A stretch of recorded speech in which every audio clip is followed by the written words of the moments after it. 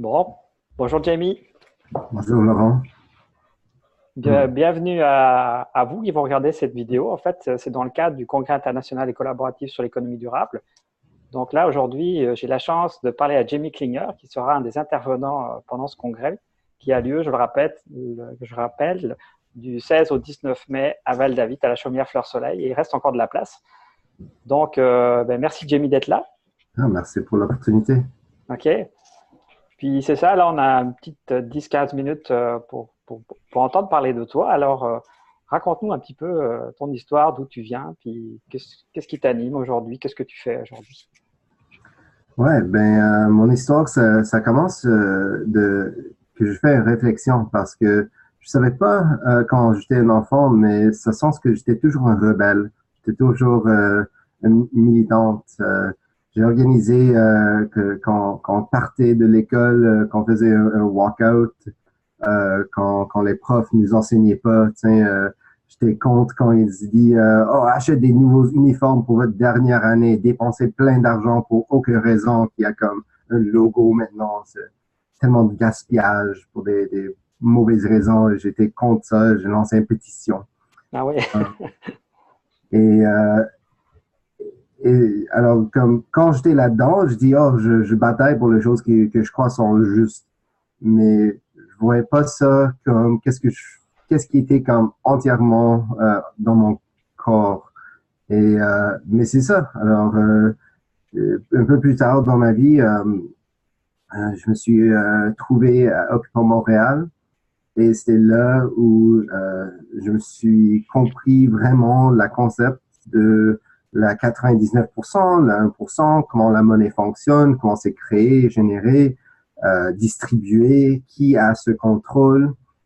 Et le plus que j'ai compris, le plus que la problématique mondiale était claire pour moi. mhm. Euh, alors, c'était vraiment là où j'ai eu mon moment de aha et, euh, et je voulais travailler avec l'argent. Je voulais trouver une manière euh, de le repenser, d'utiliser nos compétences dans une manière euh, extérieure de la système OK, pour générer un meilleur système, je peux dire. OK. Oh. Et puis, tu as aussi une expérience assez particulière puisque tu as été joueur de poker professionnel. Qu'est-ce que ça t'a amené, ça, comme réflexion? Ouais, quand j'ai commencé, c'était juste avec des amis, c'était pour le fun. C'était mathématique, c'était stratégique. Hmm. Ça prenait en concept la théorie de jeu. Ça m'a donné beaucoup d'idées par rapport à ça. Mais à certains points, je me suis senti comme un banquier. Euh, c'est comme ça m'a donné beaucoup. C'était incroyable. Ça donne une manière de penser où t'es vraiment systématique. Tu peux faire des décisions importantes vraiment, vraiment vite parce que tu es forcé de le faire là-dedans. Mhm.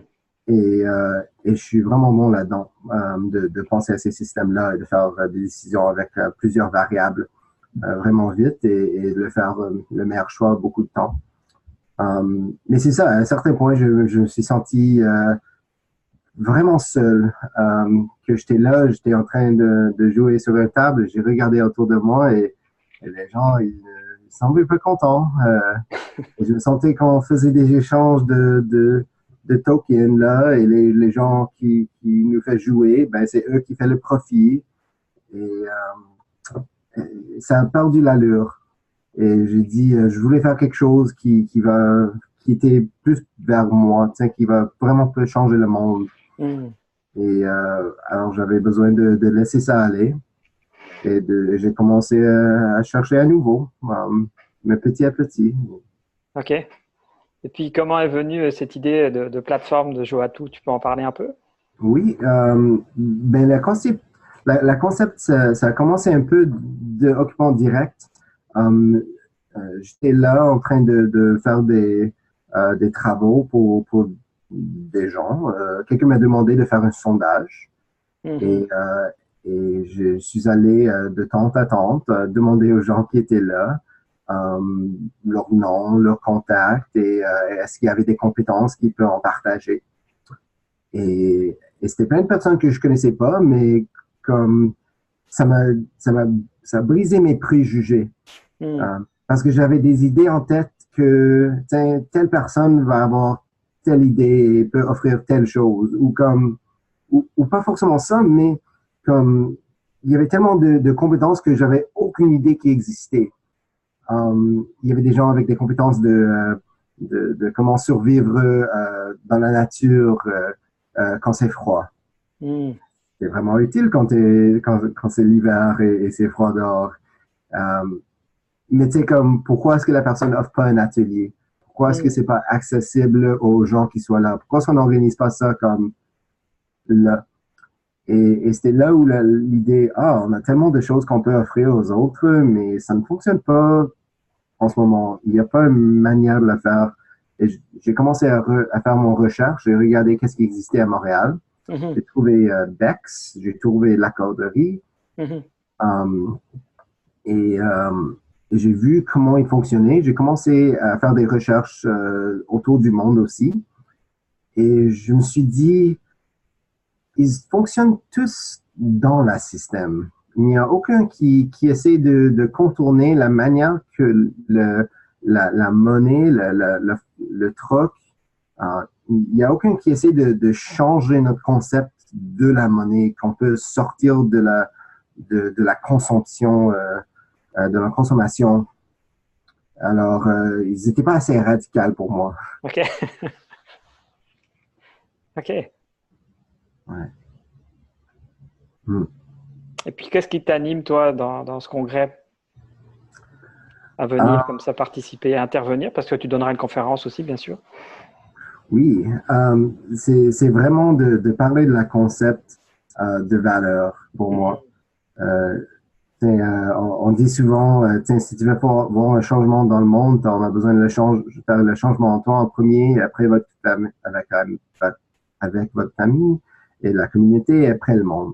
Mhm. Alors, c'est vraiment mon effort dans le congrès, c'est de démontrer à chacun le potentiel de repenser la valeur et repenser la monnaie et de donner des outils qu'il peut utiliser dans la vraie vie euh, pour regarder des choses de valeur et le voir autrement et ne pas dire, oh, ça vaut 10 piastres. Non, ça vaut autre que 10 Mhm. piastres. Ça amène du valeur autrement.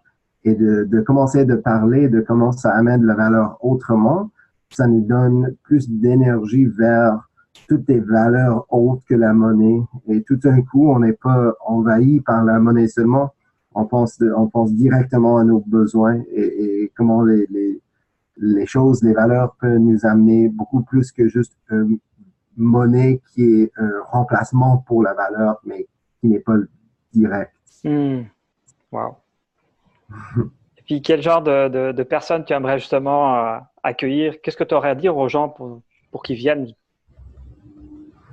Ben, moi, je dirais, c'est des gens qui, ils savent pas exactement qu'est-ce qu'ils cherchent. C'est Mhm. des gens qui sont un peu dans les deux mondes. Ils ne savent pas exactement leur place.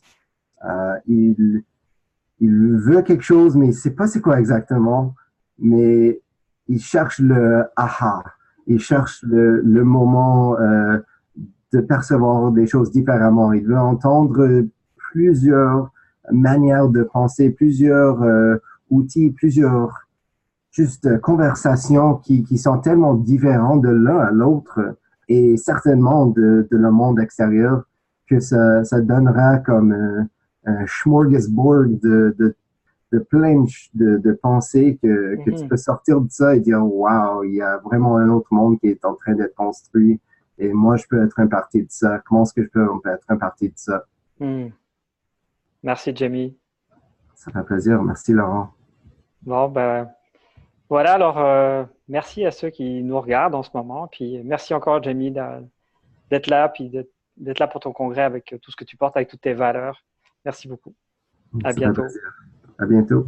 Bye. Bye.